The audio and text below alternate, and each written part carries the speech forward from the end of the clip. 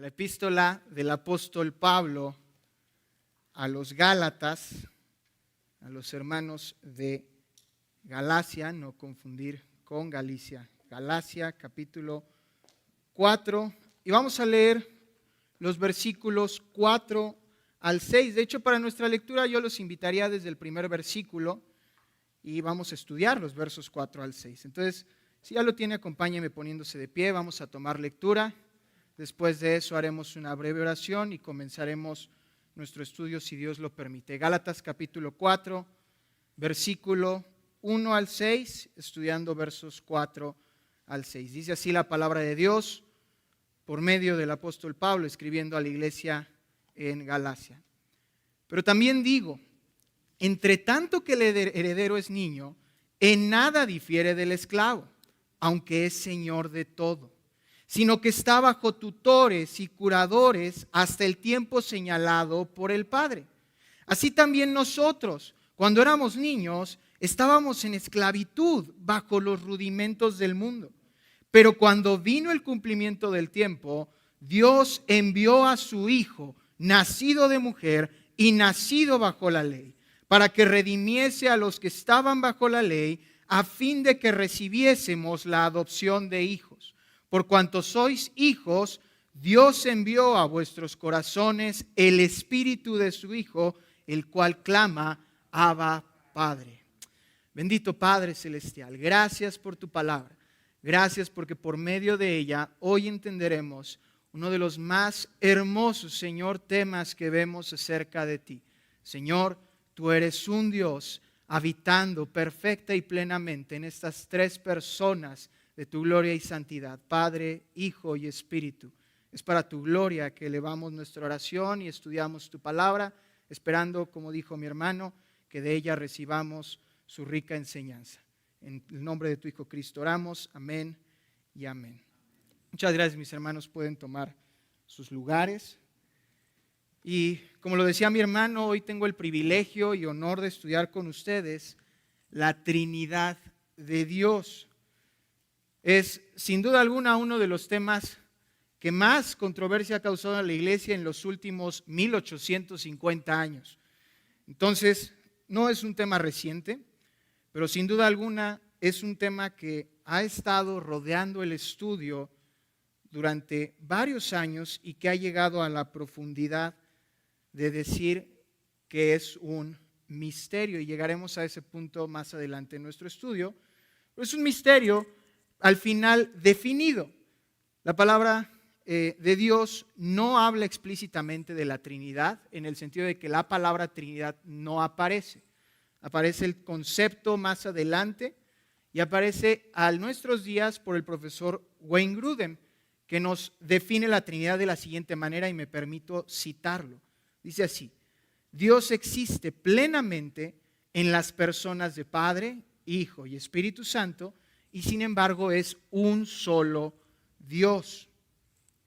En otras palabras, creemos en un solo Dios, somos monoteístas. Monos, uno, teos, Dios. Creemos en un solo Dios, pero este Dios se expresa, existe, tiene su existencia en tres personas distintas y distinguibles entre cada una de ellas: Padre, Hijo, Espíritu Santo.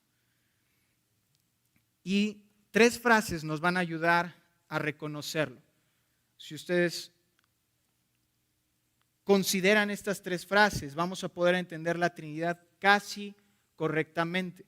Estas son, en primera instancia, Dios es tres personas. En segundo lugar, cada persona es Dios. Y en tercer lugar, hay un solo Dios. La repito, Dios es tres personas, cada persona es Dios y hay un solo Dios. Entonces, en el pasaje que nosotros leímos, Pablo va a expresar esta obra trinitaria de la salvación, y eso nos va a ayudar a reconocer estas tres personas de la Trinidad. Vamos a estudiar entonces capítulo 4, versos 4 al 6, la persona y la obra del Padre en el primer versículo, la persona y la obra del Hijo en el segundo versículo, verso 5, y la persona y la obra del Espíritu en el verso 6. Entonces, acompáñenme nuevamente con sus Biblias a mirar Gálatas capítulo 4, verso 4, y dice así la palabra de Dios. Pero cuando vino el cumplimiento del tiempo, ahora pausa aquí. ¿Cuál cumplimiento de cuál tiempo? Si de por sí vemos que la Trinidad es un tema amplio, extenso y que varias veces nos causa controversias, todavía a Pablo se le ocurre decirnos el cumplimiento del tiempo y no nos dice de cuál tiempo. ¿A qué se refiere Pablo hablando de esto? Bueno, habla de la venida del Hijo, si ustedes lo ven más adelante. Dios envió a su Hijo, sí, sin duda. Pero entonces, ¿qué tiempo había cumplido? Si es un cumplimiento, significa que se había prometido. ¿Y dónde se prometió esto? Bueno, acompáñame a Génesis capítulo 3. Génesis capítulo 3. Muchos de ustedes ya se imaginarán hacia dónde vamos, en el verso 15 para ser exactos. Génesis capítulo 3, verso 15. Dios está hablando a la serpiente. De hecho, desde el verso 14, si tienen la oportunidad, dice así Génesis 3, 14. Y el Señor Dios dijo a la serpiente: por cuanto esto hiciste, es decir, hacer caer en tentación y en pecado a los hombres, maldita serás entre todas las bestias y entre todos los animales del campo. Sobre tu pecho andarás y polvo comerás todos los días de tu vida. Y pondré enemistad entre ti y la mujer, y entre tu simiente y la simiente suya. Esta te herirá en la cabeza y tú le herirás en el calcañar. Si alguien notó el verso 15 nuevamente, está en tiempo futuro. La simiente de la mujer te herirá en la cabeza y tú la herirás en el calcañar. Dios está diciendo que algo sucederá en el futuro. En otras palabras, está prometiendo que la cabeza de la serpiente sería aplastada. Y esto sucedió, esta promesa se dio aproximadamente 4,000 años antes de la venida del Señor. Estamos hablando entonces de que pasaron 4,000 años, 4 milenios, hermanos.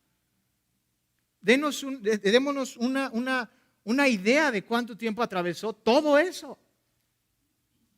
Si nosotros apenas nos acordamos de lo que desayunamos el día de hoy y con trabajos decimos, ¿qué día me bautizo? ¿Hace cuántos años soy creyente? Ahora imagínate, hace 4,000 años. Para nuestro tiempo hace 6,000 años se dio esa promesa. Para el tiempo de Cristo hace 4,000. Y Dios sostuvo esa promesa. Pero piensa en todos los hombres que estuvieron atravesando desde que Dios prometió esto. Desde el nacimiento de Caín y Abel, la muerte de Abel por mano de Caín, el nacimiento de Set, Noé, la torre de Babel, ¿sí? Abraham, Isaac, Jacob, sus 12 hijos, José, Moisés, los jueces, los reyes, David, Salomón, Roboam, Jeroboam, el tiempo del exilio, el regreso del exilio con Zorobabel, con Esdras, Nehemías, el tiempo intertestamentario entre el menos 500, menos 400 y la llegada de Cristo. Todo ese tiempo que nosotros conocemos, el tiempo de los macabeos. Todo ese tiempo se estuvo esperando el cumplimiento de esa promesa. Y yo les hago una pregunta, amados hermanos, ¿Dios se tardó? Pasaron 4,000 años. ¿Dios se tardó en su promesa? No. Entonces pregunta, mis amados hermanos, en este verso 4. Dios Padre tiene todo bajo la esfera de su cronómetro. Nada se le escapa del tiempo en que Él ha señalado que las cosas sucedan. Y si es así, entonces pregunta, ¿por qué creemos que Dios está tardando? ¿Por qué decimos, Señor, ¿por qué no me has respondido? ¿Por qué decimos, Señor, no ha llegado tu respuesta? Tenemos que ver las cosas desde este punto de vista, mis amados hermanos. El Señor no retarda su promesa, como dice su palabra. Y en el tiempo señalado, dice el verso 4, volviendo a Gálatas 4, cuando vino el cumplimiento del tiempo, Dios, nadie más, Dios. Ahora, en el griego, esta palabra Dios viene acompañada de un artículo definido, es decir, el Dios. Y con esto no se refiere a apuntar o a señalar de modo de decir, el Dios, No es un acusativo, sino que sirve para darle unicidad, para darle esa originalidad, si lo quieren ver de este modo. En otras palabras, nosotros no decimos a veces, pues él es un amigo mío. Cuando lo queremos distinguir de entre todos los demás, ¿qué decimos? Él no es un amigo, él es el amigo, ¿no? Lo ponemos como molde y ejemplo. Y aquí Pablo está haciendo eso, está diciendo, el Dios, no un Dios, no sus ídolos, no cualquier ídolo o imagen que ustedes tienen allá en Galacia. No, el Dios, el Padre, el creador de todas las cosas habidas y por haber. Él es de quien se habla en este punto. Él envió a su Hijo. Ahora, si Él envió a su Hijo, para este punto tengamos una observación. Antes de que Dios enviara a su Hijo, debía haber un propósito para enviar a su Hijo. Y ese propósito recae en que el hombre hizo algo para provocar la venida del Hijo. ¿Qué hicimos? Pecar. Pecamos contra Dios. Para este punto el hombre ya ha pecado, ya ha sido destituido de la gloria de Dios, como dice Romanos 3. Se encuentra en un estado de muerte, incapaz de volver a Dios en arrepentimiento. Y es aquí entonces cuando ahora sí podemos entender la primera palabra de Gálatas 4, verso 4. Vuelve a leer conmigo. Gálatas 4, 4. Mira la primera palabra. Estábamos muertos en delitos y pecados, perdón. Verso 4. Pero. ¿Cuántas veces no lo hemos escuchado en los estudios aquí? Esa palabra tan hermosa, pero Dios. Pero cuando vino el cumplimiento, pero en su gracia. Y entonces entendemos el carácter paternal de nuestro Dios. Porque cuando nosotros merecíamos justicia, Dios dice, pero. Y encontramos a este Padre Santo, a este Padre justo, al Padre de la gloria, como dice Efesios, al Padre de las misericordias, como Pablo dirá en 2 Corintios 1. Mis amados hermanos, es contra este Dios Padre que nosotros hemos pecado. Hemos transgredido la ley de la cual Pablo está haciendo la exposición en Gálatas 3 y 4, siendo pecadores que no merecíamos su gracia y favor. Él es aquel a quien le debemos cuentas por nuestros pecados. Y Él es llamado Padre porque Él se identifica así enviando a la segunda persona de la Trinidad, a su Hijo. Y lo envía en un acto única y puramente de amor por nosotros. Romanos capítulo 5, verso 8 lo deja claro, no lo busquen, yo se lo cito y dice así, mas Dios muestra su amor en que aún siendo pecadores, Cristo vino a morir por nosotros. Aún siendo pecadores, a pesar de nuestro pecado, Dios se muestra como Padre hacia nosotros. ¿Cómo continúa el texto? Ya vimos entonces quién es el Padre, la obra, la persona y obra del Padre. Ahora vemos la persona y la obra del Hijo. Gálatas 4:4. Pero cuando vino el cumplimiento del tiempo, Dios envió a su Hijo. Pausa ahí otra vez. El Hijo es una referencia clara a Jesucristo. Algo que Pablo había mencionado durante el resto de la epístola. Si estás conmigo físicamente en Gálatas, acompáñame al capítulo 1, verso 1. Gálatas 1:1. Pablo, apóstol, no de hombres ni por hombre, sino por Jesucristo y por Dios el Padre, que lo resucitó de los muertos. Verso 2, vamos a leer hasta el 4. Y todos los hermanos que están conmigo a las iglesias de Galacia, gracia y paz sean a vosotros de Dios el Padre y de nuestro Señor Jesucristo. Hablando de Cristo, verso 4, el cual se dio a sí mismo por nuestros pecados para librarnos del presente siglo malo, conforme a la voluntad de nuestro Dios y Padre. Él envió a su Hijo. Más adelante, verso 15, Gálatas 1:15. Pero cuando agradó a Dios, Pablo contando su testimonio, que me apartó desde el vientre de mi madre y me llamó por su gracia, revelar a su Hijo en mí, para que yo le predicase entre los gentiles, no consulté enseguida con carne ni sangre, refiriéndose a que fue entrenado por el Señor mismo. Más adelante, Gálatas 2:20, un versículo muy conocido por nosotros. Gálatas 2:20, con Cristo estoy juntamente crucificado. Y ya no vivo yo, mas vive Cristo en mí. Y lo que ahora vivo en la carne, lo vivo en la fe. ¿De quién? Del Hijo de Dios, el cual me amó y se entregó a sí mismo por mí. Entonces, Pablo está identificando a esta persona, P mayúscula, al Hijo como Dios. Y aún presentándolo como Dios, dice que fue enviado. Gálatas 4:4 nos dice, Dios envió a su Hijo. Esto es algo impresionante, hermanos. Quiero que noten esto. Cristo siendo Dios, siendo el Todopoderoso, teniendo toda la voluntad para hacer lo que a Él le plazca, decidió someter su voluntad a la voluntad del Padre, porque no dice Cristo se envió a sí mismo. Dios envió, la palabra envió ahí puede traducirse también como despachó. Dios lo comisionó. Y Cristo voluntariamente se somete a la voluntad del Padre, valga la redundancia. Y aún mismo, Él cuando vino a predicarnos en Juan 10, que dice, yo pongo mi vida.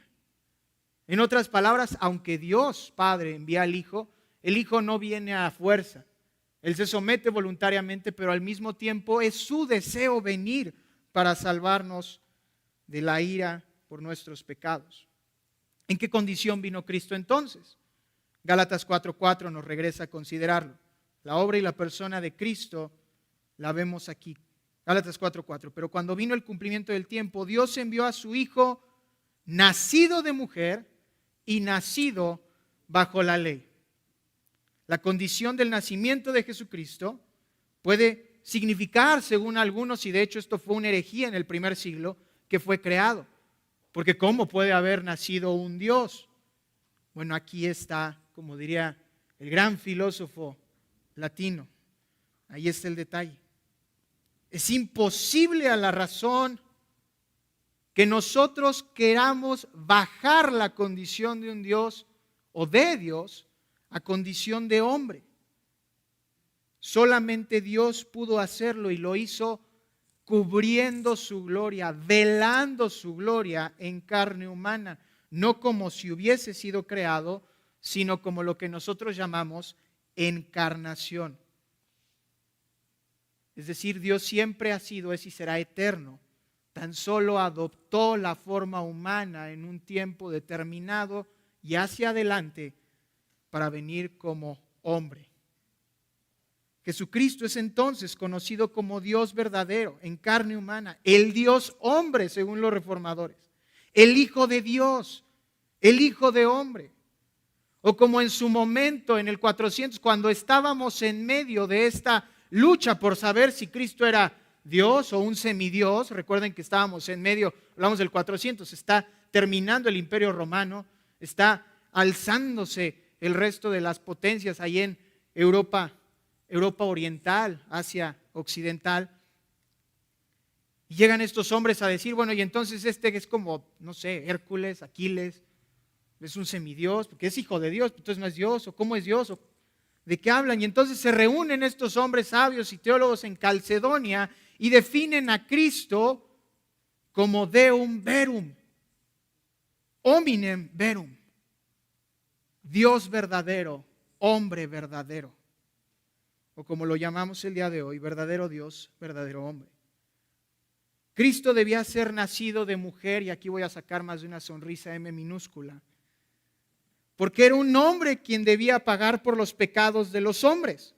Hebreos 10, cuando estudiamos aquí en la iglesia hace unos años ya, Hebreos 10, ¿qué decía? O qué dice incluso al día de hoy.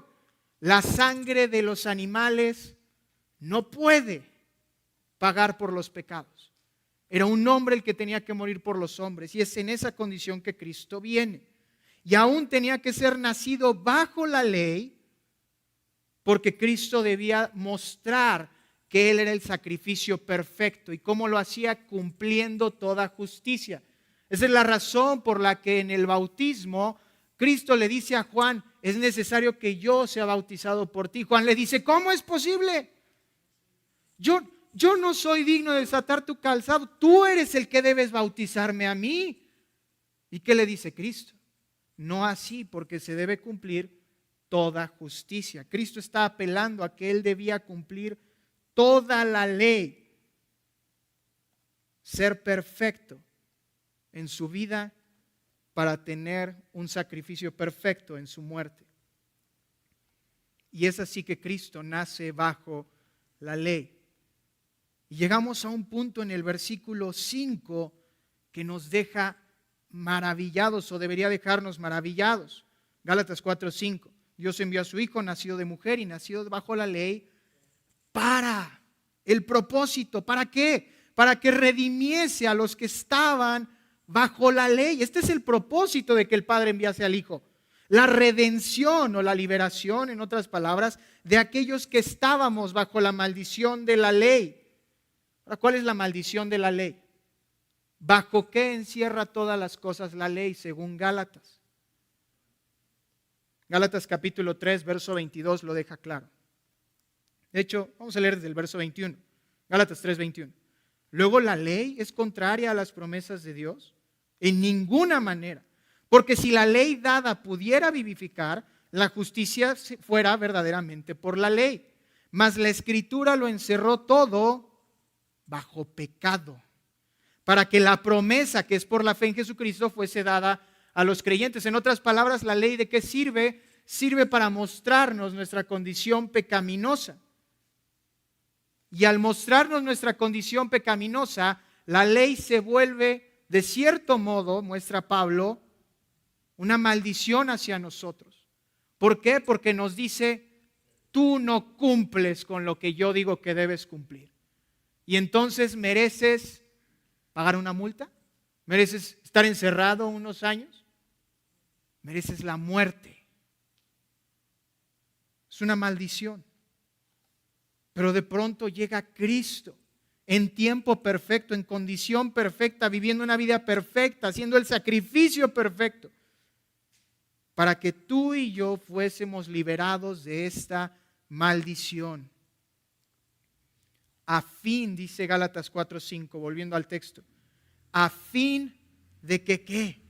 De que recibiésemos la adopción de hijos. ¿Ves esa maravilla? Solo llevamos 2 personas hasta este momento de la Trinidad y ya somos hijos, ya fuimos adoptados.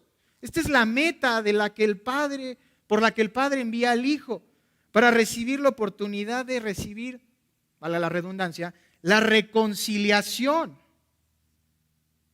y ser recibidos ya ni siquiera como siervos suyos. Nota esto es lo asombroso del amor que surge de la Trinidad de nuestro Dios. Dios no estaba obligado en primer lugar a salvarnos. Él es justo, pero Él quiso salvarnos. Y vino a salvarnos, y nuevamente nos encontramos en una posición similar. Dios no está obligado a adoptarnos, Él ya nos salvó. Él puede decir, bueno, a partir de hoy van a ser mis siervos. Pero por su amor, que sigue siendo aún más grande todavía, no satisfecho solamente con salvarnos, nos otorga la adopción. Y ahora somos hijos. Ahora somos hijos.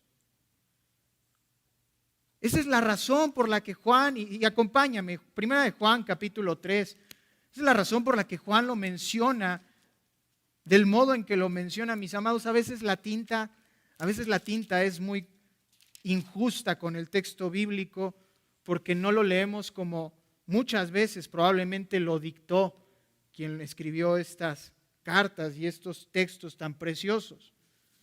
Si tú y yo leemos primera de Juan 3, versos 1 y 2, y lo leemos, permítanme decirlo así, de la manera incorrecta, no vamos a ver entonces el alcance de este amor. Permítanme hacer esa lectura, primera de Juan 3, 1. Mirad cuál amor nos ha dado el Padre para que seamos llamados hijos de Dios. Por esto el mundo no nos conoce porque no le conoció a Él. Amados, ahora somos hijos de Dios y aún no se ha manifestado lo que hemos de ser, pero sabemos que cuando Él se manifieste seremos semejantes a Él porque le veremos tal como es. Qué mal se oye leerlo de ese modo. Estoy seguro de que el apóstol Juan no lo escribió así. Amados, estoy seguro de que Juan dijo, mirad cuál amor. Dimensionen qué tan grande es el amor de Dios para que seamos llamados hijos de Dios. Por esto el mundo no nos conoce, amados hermanos, porque no lo conoció a Él. Ellos no entienden por qué nosotros somos hijos de Dios, porque en primer lugar no conocen a Dios nuestro Padre. Verso 2, amados, ahora somos hijos de Dios y aún no se ha manifestado lo que hemos de ser. ¿Por qué? Bueno, sabemos que cuando Él se manifieste, seremos semejantes a Él. ¿Por qué? ¿Qué creen? Le veremos tal como es. Es tan distinto traer a la vida esa tinta.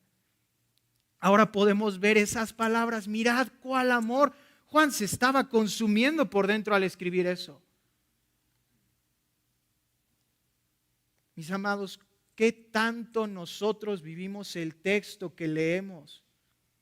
Es tan hermoso leer la Biblia, sí, sin duda alguna. Pero el problema del mexicano, y esto es realmente un tema cultural, es que no sabemos leer. Y no estoy diciendo, amados, que no leamos per se, sino que varias veces estamos tan acostumbrados en este siglo XXI a que las noticias corren tan rápido, a que los mensajes llegan y se van tan rápido, que leemos, captamos lo importante, respondemos y cerramos. Y ya. Recordarán, ¿hace cuánto fue inaugurada la refinería allá en Tabasco? O en Oaxaca fue. Tabasco. Y ya es noticia vieja. Ya se acabó, ya. Bueno, a lo que sigue.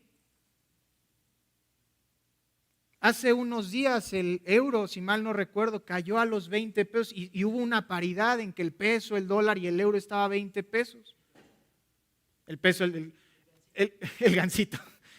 El dólar y el euro estaba a 20 pesos, perdón, el peso no está a 20 pesos, pero hacían la equiparación, ¿no? Los tres están nivelados, ¿no?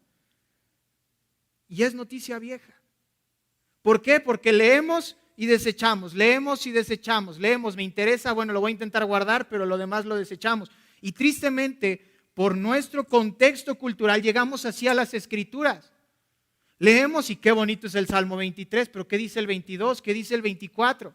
Qué bonito es Juan 3:16, sí, ¿qué dice del 1 al 15? ¿Qué dice del 17 y hasta que termina el capítulo? Qué bonito es el Nuevo Testamento, ¿qué dice el Antiguo? O qué bonito es el Antiguo Testamento, ¿qué dice el Nuevo? Amados, leamos este texto con no solamente el respeto, eso lo coincido con ustedes sin duda alguna, sino también con la intención correcta, sabiendo que esta es la palabra viva de Dios. Está en tinta, sí, está en tinta para preservarla, pero este texto está vivo y vive en nosotros. Ya vimos entonces al Padre, versículo 4, ya vimos al Hijo, versículo 5, en su sacrificio tan hermoso para ser adoptados. Y ahora veremos en el versículo 6 la persona y la obra del Espíritu Santo, esta tercera persona de nuestro Dios. Dice el versículo 6, y por cuanto sois hijos. Esto ya es un participio. Ya son hijos, le dice Pablo a los Gálatas. Pero mira cómo le dijo a los Gálatas en el capítulo 1, verso 6. Estoy maravillado, Gálatas 1:6, de que tan pronto os hayáis alejado del que os llamó por la gracia de Cristo para seguir un evangelio diferente. Ya ni siquiera un evangelio casi igual, diferente. ¿Saben cuál era el evangelio diferente de los Gálatas? ¿Qué hacían los Gálatas de más o de menos para que sea un evangelio distinto? circuncidaban a sus hijos.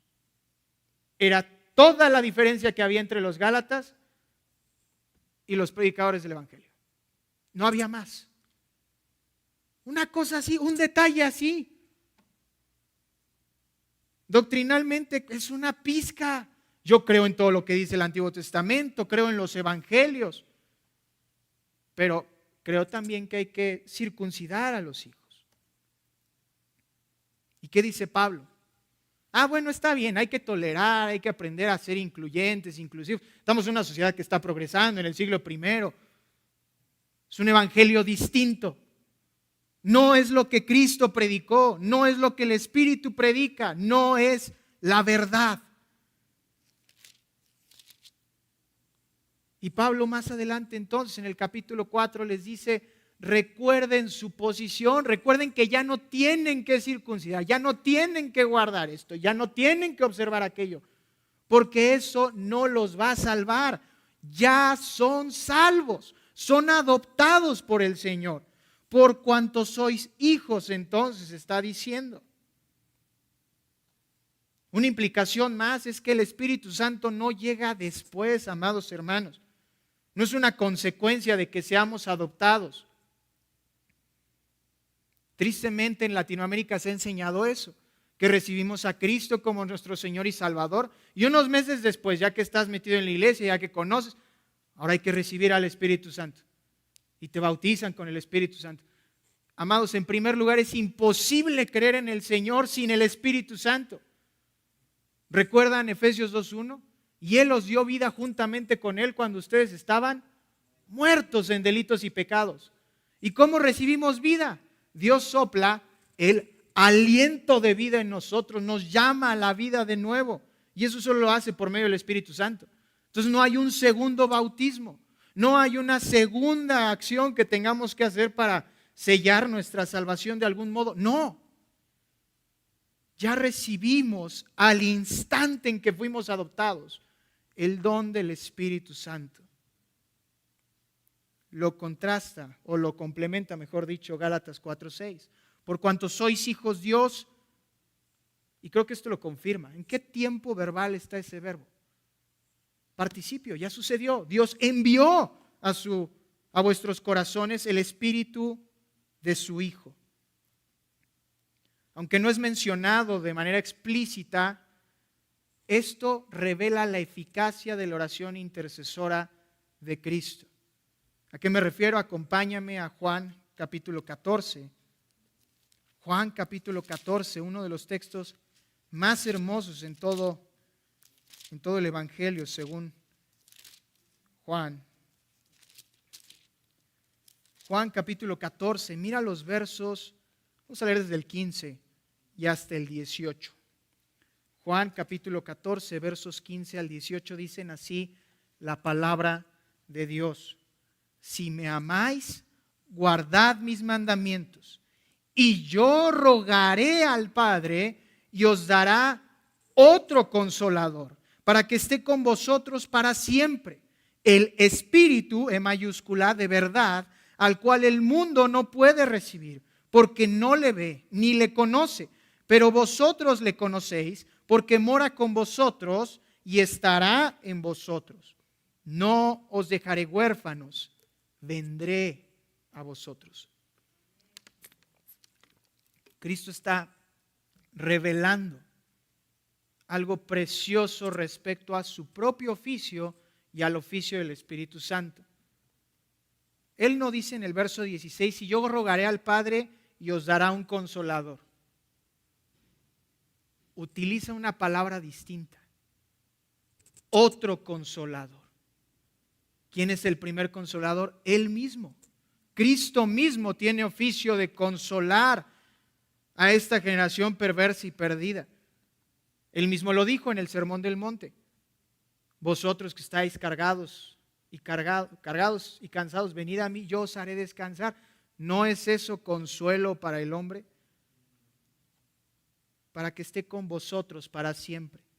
El Espíritu de verdad, dice Juan 14:17, el cual el mundo no le puede recibir porque no le ve ni le conoce. Pero vosotros le conocéis porque mora con vosotros. Está hablando en términos de la deidad y está hablando también de Él mismo. Está diciendo, yo estoy con ustedes y entonces me conocen. Pero mora con vosotros, tiempo futuro, y estará en vosotros. Es decir, en ese momento Él estaba entre los apóstoles. Cuando se cumple la promesa, el Espíritu está en los apóstoles. Y es la promesa que se cumple a nosotros también. Cuando estábamos en el mundo, incrédulos, el Espíritu estaba entre nosotros. Creyentes ha habido a través de toda la historia. Y es impresionante ver cómo el Señor ha usado esos creyentes para compartir el Evangelio. Llegue a nosotros las buenas nuevas y el Espíritu deja de estar solamente entre nosotros para venir a habitar en nosotros. ¡Qué gran maravilla! Dios envía a vuestros corazones el Espíritu de su Hijo. ¿Y qué crees? Hay una implicación más. Al venir el Espíritu a nuestros corazones, permítanme decirles algo, si algo se van a llevar el día de hoy, que sea esto, hermanos. El Espíritu Santo no comparte habitación. El Espíritu Santo no comparte habitación. ¿A qué me refiero? Él hizo una limpieza total. Él no se queda en el corazón compartiendo habitación con el demonio o con tus malos hábitos o con tus pecados. Sí, sin duda tú luchas contra tu propia carne, eso es un hecho. Pero el Espíritu Santo viene y limpia tu corazón. Y Él no comparte esa habitación con ningún ser maligno. Las tinieblas no conviven con la luz. Es imposible decir entonces que un cristiano está influenciado demoníacamente. El Espíritu viene a nuestros corazones y nos purifica. Y luchamos contra nuestra carne porque aún no hemos sido glorificados plenamente. Pero una cosa más, con esto llegaremos al punto final de este texto.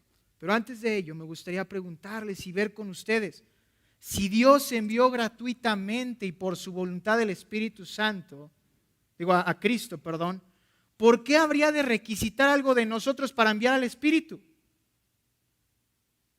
Permítanme repetirles eso, si Dios envió gratuitamente y por su voluntad a Cristo, ¿por qué habría de requisitar algo de nosotros para enviar al Espíritu Santo? Es voluntario. Dios nos amó tanto que no solamente entrega a Cristo, entrega al Espíritu. Es impresionante ver esto por una simple y sencilla razón. ¿Qué hicimos tú y yo entre Gálatas 4, capítulo 4, verso 4 y hasta el 6? Nada. Si leemos otra vez estos textos, vamos a ver que tú y yo no hicimos nada, todo lo recibimos. Versículo 4, Gálatas 4. Pero cuando vino el cumplimiento del tiempo, Dios envió a su Hijo, nacido de mujer y nacido bajo la ley, para que el Hijo redimiese a los que estaban bajo la ley, a fin de que recibiésemos, ¿por medio de quién? Por medio del Hijo, la adopción de hijos. Y por cuanto sois hijos, Dios envió a vuestros corazones el Espíritu de Dios. ¿Qué hicimos? Nada. Entonces, ¿de qué nos podemos gloriar? ¿De qué nos podemos jactar? Mis hermanos, ¿quiénes de nosotros podemos venir con la frente en alto y decir, yo soy don cristiano? Aquí mis chicharrones truenan, yo sé de todas. Nadie.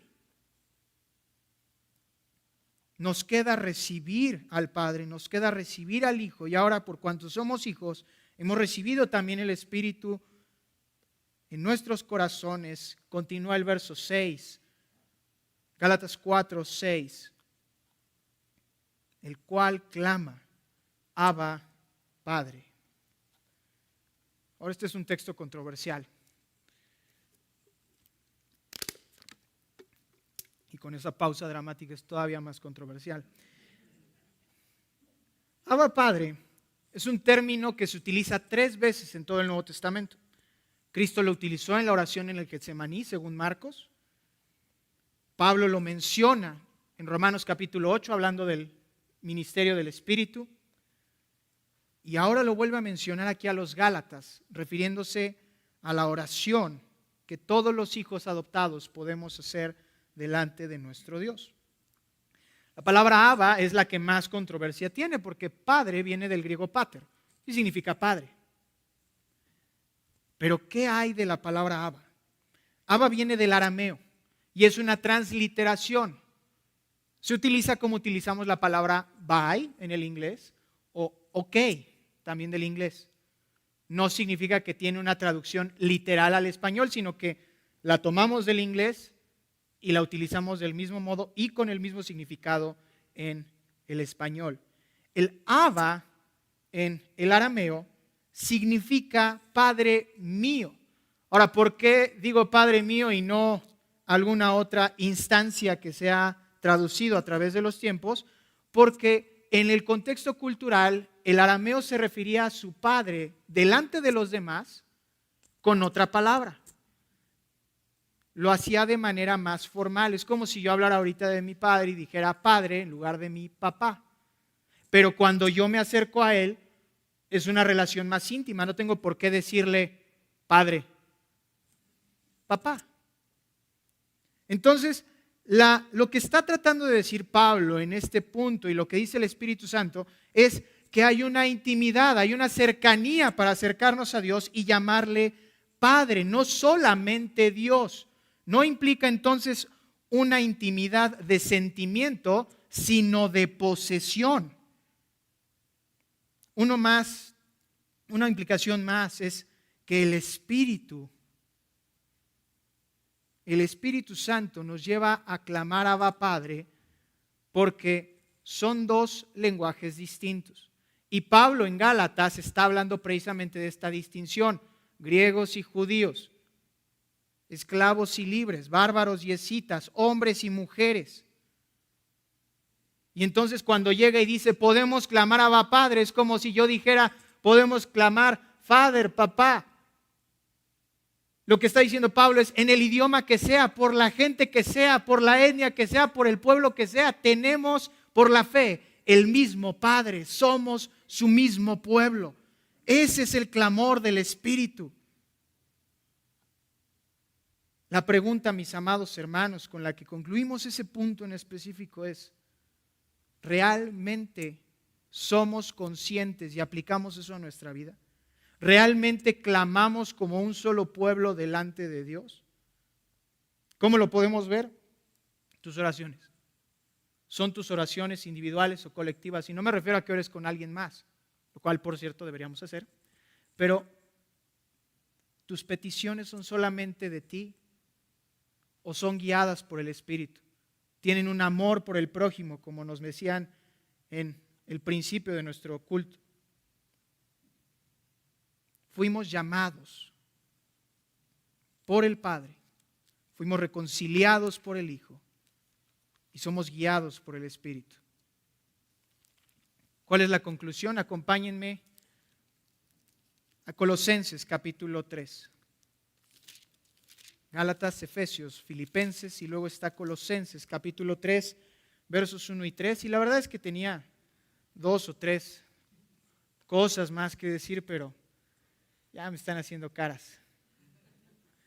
No, ya terminamos, hermanos, pero me gustaría terminar con esto. Colosenses 3 nos dice una realidad muy importante en nuestra vida. ¿Cómo vivo yo la Trinidad? Carl Truman nos dice que la identidad del cristiano unida a Cristo da a cada cristiano en particular una identidad trinitaria. Escucha esto, somos unidos a Cristo por el Espíritu, disfrutando comunión con Dios como su Padre. Lo repito, somos unidos a Cristo por el Espíritu, disfrutando comunión con Dios como Padre. Y entonces, si eso lo traducimos a una palabra que viene en la Escritura, resucitados, ¿qué debo hacer? Colosenses 3, 1, vamos a leer hasta el 4. Dice así la palabra de Dios.